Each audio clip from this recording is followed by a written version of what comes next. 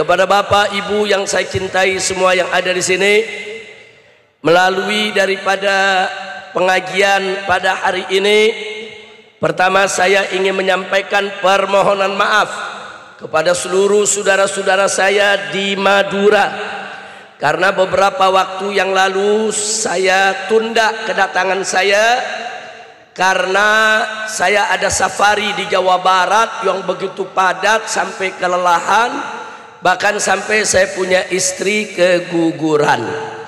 Nah, ditambah lagi setelah itu saya sakit, jadi tolong dimaklumi, bukakan pintu maaf, jangan lagi ada yang kecewa. Dan hari ini sengaja saya datang untuk bayar hutang kepada orang Madura. Alhamdulillah. Nah, baiklah ya ikhwan, di depan saya di sana ditulis usut tuntas tragedi pembantaian KM 50. Jadi kita berharap dengan doanya warga Madura semua, insya Allah saudara, kasus KM 50 akan kita usut terus, akan kita kejar terus, agar para pembantainya mendapatkan hukuman yang setimpal. Betul? Setuju kejar mereka? Setuju kejar mereka? Takbir. Yakinlah, enggak usah khawatir. Allah berfirman dalam Al-Qur'anul Karim, faqala ta'ala wala tahsabanallaha ghafilan amma ya'malud zalimun. Saudara, Allah nyatakan dalam Al-Quranul Karim, jangan sekali-kali kau duga, kau berprasangka bahwa Allah itu lalai, bahwa Allah itu mengabaikan saudara apa-apa yang dilakukan oleh orang-orang zalim. Enggak, mereka tidak akan pernah luput dari pembalasan Allah Subhanahu wa ta'ala, baik di dunia maupun di akhirat. Betul? Betul? Nah, jadi peristiwa KM 50 saudara adalah peristiwa pelanggaran HAM yang sangat luar biasa. Nggak boleh dibiarkan. Sekarang para pembantainya masih gentayangan, para pembantainya masih berkeliaran. Kalau hari ini 6 laskar, kalau kemarin 6 laskar yang dibunuh, besok mereka bisa bunuh santri, bunuh anak siapa saja kalau mereka dibiarkan. Betul? Maka itu saya mau tanya, pembantai KM 50 biarkan atau kejar? Biarkan atau lawan? Takbir. Sallu ala nabi. Jadi saudara, pembantaian KM 50 ini bukan peristiwa biasa. Jadi memang di sana ada tangan-tangan aparat yang bekerja, yang terlibat. Nggak boleh kita biarkan saudara. Nah, jadi pada saat kejadian KM 50 tersebut, sebetulnya yang menjadi target adalah saya. Mereka mau kejar saya, hajar saya, habisi saya, saudara. Tapi sebagaimana kita tahu, uridu turidu walakin Allah fa'alu lima yurid. Saya ingin, Anda ingin, tapi yang punya keinginan mutlak siapa? Allah. Mereka menginginkan saya mati, Allah nggak menginginkan saya mati dulu, saudara. Nah, tapi sungguh begitu mereka kesal karena tidak bisa mentargetkan saya selamat dengan keluarga. Ketika itu saya tidak sendiri, saudara. Ini para menantu saya, Habib Hanif ikut, saudara. Habib Alwi juga ikut. Saya punya menantu, saya punya cucu-cucu yang masih kecil-kecil, saudara. Ada dalam mobil, ada dalam mobil, dan mereka semua, saudara, tahu bagaimana saudara perasaan mereka ketika itu, yang dikejar, yang diberondong, yang ingin dibunuh, saudara.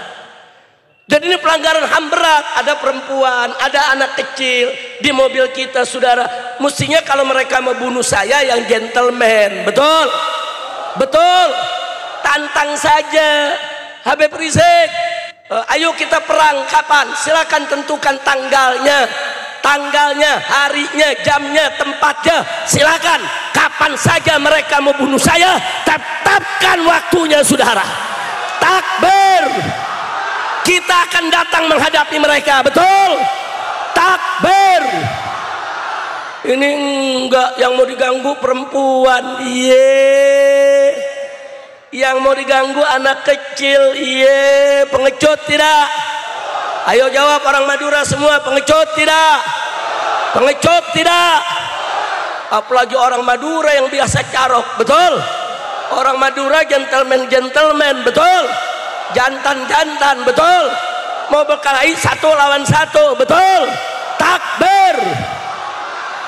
Ini enggak dijegat di tengah jalan, saudara, dengan banyak mobil, banyak aparat, dan mereka tidak pakai baju aparat saat itu, dan mereka tidak pakai mobil dinas saat itu, dan mereka tidak menunjukkan, saudara, tanda pengenal kalau mereka aparat. Siapa yang tahu kalau mereka aparat? Betul. Kami pikir mereka dibegal, mereka penjahat, ingin melukai kita, mencelakai kita. Tapi alhamdulillah, saudara, laskar yang di belakang, saudara, ada 2 mobil terus menghalangi mereka. Mereka sempat mendekat dengan mobil Habib Hanif, saudara. Mereka sempat mendekat dengan mobil Habib Hanif, tapi diusir dengan mobil laskar. Mereka coba mendekat ke mobil saya, diusir dengan mobil laskar, saudara. Akhirnya laskar yang di belakang menutup jalan sehingga mereka tidak bisa lagi ke depan, saudara. Akhirnya saya punya mobil Habib Hanif, mobil mantu-mantu saya yang lainnya, saudara, diminta oleh komandan laskar saat itu, Habib meluncur lebih dulu, biar kami yang di belakang yang untuk menjaga agar mereka tidak bisa mendekat. Kemudian kami meluncur lebih dulu semua. Jadi laskar-laskar ini pemberani tidak? Pemberani tidak? 6 laskar ini, saudara, mereka tunggu di belakang. Begitu saya melesat keluar dari tol, masuk ke dalam satu pasar, matikan mesin, matikan lampu, saudara.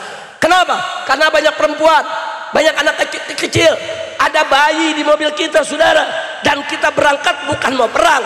Kita tidak bawa senjata, kita tidak bawa sajam, kita tidak bawa pistol, tidak.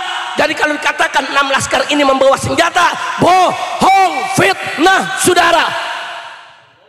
Begitu kita tantang sekarang, ayo, hei para pembantai KM50 siapapun anda, hei para jenderal-jenderal yang terlibat, hei para aparat yang terlibat, kalau kalian jantan, saya tunggu kapan kalian mau hadang saya lagi di jalan. Tetapkan waktu dan harinya. Takbir, takbir, sallu ala nabi. Jadi saudara, yang ingin saya garis bawahi di sini buat semua saudara, bahwa 6 laskar ini bohong kalau dibilang melakukan perlawanan. Mereka hanya menghalangi. Nah, karena mereka menghalangi, para pembantai tadi marah, ditembaki mobil mereka, saudara. Mobil yang satu sempat lolos, mobil yang satu, saudara, ditembaki. Sampai satu laskar yang duduk di depan sebelah supir, saudara, tembus di bagian matanya. Tapi belum mati saat itu, saudara, masih sekarat.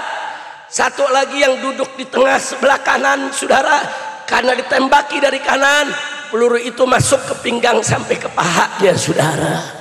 Belum mati, saudara. Akhirnya ban mobil ditembaki, mobil diberondong, sehingga mobil tersebut yang tadinya sudah keluar dari pintu tol Kerawang Timur dipaksa masuk lagi ke pintu tol Kerawang Barat, saudara. Disitulah mereka diberhentikan di KM50. Turun di KM50, mereka masih hidup 6-6-nya. Bohong kalau ada yang bilang mereka sudah mati di situ, saudara. Masih hidup 6-6-nya. Yang 4 dalam keadaan sehat, selamat, disuruh tiarap di aspal, saudara. Yang 2 sudah tidak bisa berdiri karena sudah banyak darah, saudara, yang keluar, apalagi yang tertembak matanya.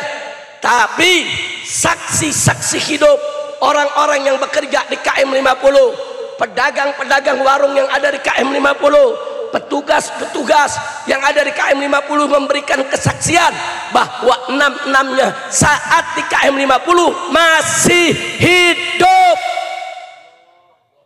Kemudian mereka dibawa, saudara. Tiba-tiba besok siang diumumkan mereka mati, 6-6-nya. Apa alasan polisi, saudara? Yang 4 dimasukkan ke mobil tanpa diborgol, melakukan perlawanan, terpaksa ditembak 4-4-nya dalam mobil. Bohong. Kenapa bohong? Saat mereka ada dalam mobil, saudara, dan mereka dibawa, ada mobil petugas KM50, mobil kerek, mobil derek yang mengikuti. Nggak ada tanda-tanda di mobil tembakan, nggak ada tanda-tanda mobil di depan pergumulan, saudara. Bohong. Kalaupun betul ada yang menarik 4-4 anaknya, saudara, yang katanya berkelahi dalam mobil, semua ditembak di jantung, saudara. Dan semua ditembak di bagian paru, 2 peluru, semuanya dapat, saudara. Nggak sampai di situ, bahkan di bagian lubang peluru, saudara, ada kulit terbakar. Kalau ada kulit terbakar artinya apa?